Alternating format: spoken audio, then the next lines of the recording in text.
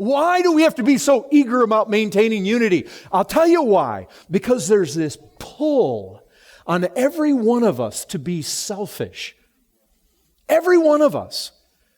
No matter how redeemed you are and how long you've walked with the Lord, there's that pull, there's that temptation, there's that reality with the flesh. Sin does something. It puts self at center. Sin makes me feel like I alone am important. What I think is what really matters. What I feel is what matters. What's happening to me is what matters.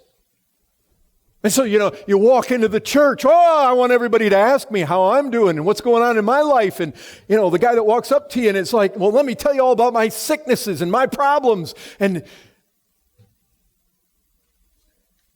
something happens. There's a chemistry when we interact with other people. Something is happening about what we think about ourselves and what they think about themselves. You know that. That's a reality. And most of us weren't saved, maybe like John the Baptist in the womb. We had years where we walked. So we know what it's like to walk as lost people through this world, and we got redeemed, and we know how that thing changed.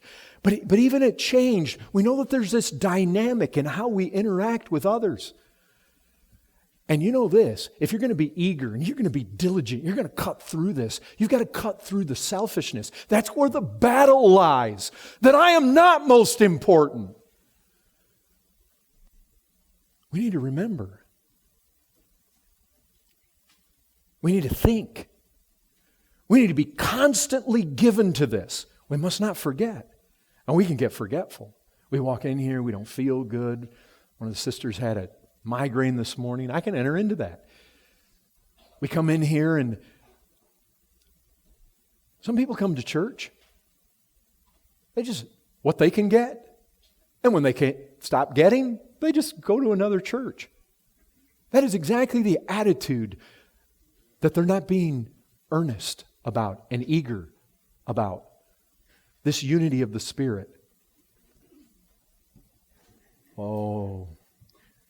The natural disposition is one of the things I see oftentimes in brand new Christians.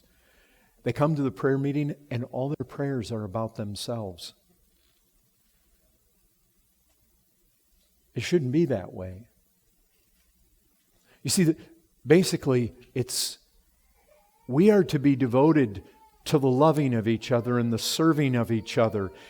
We need to think about the things that bring disunity into the body. And we need to fight against them. We need to resist them. And one of the primary things is when you're stuck on yourself and you come in here and you want to be great and you want to stand taller than everybody else. And you remember what it was with the Pharisees. They wanted the chief seats. And there's lots of ways you can want the chief seat. You want the attention. Woe is me, self-pity. The natural disposition is to spend too much time thinking about ourselves and not enough time thinking about others, occupied with our personal interests. This excerpt was taken from the full sermon, The Unity of the Spirit.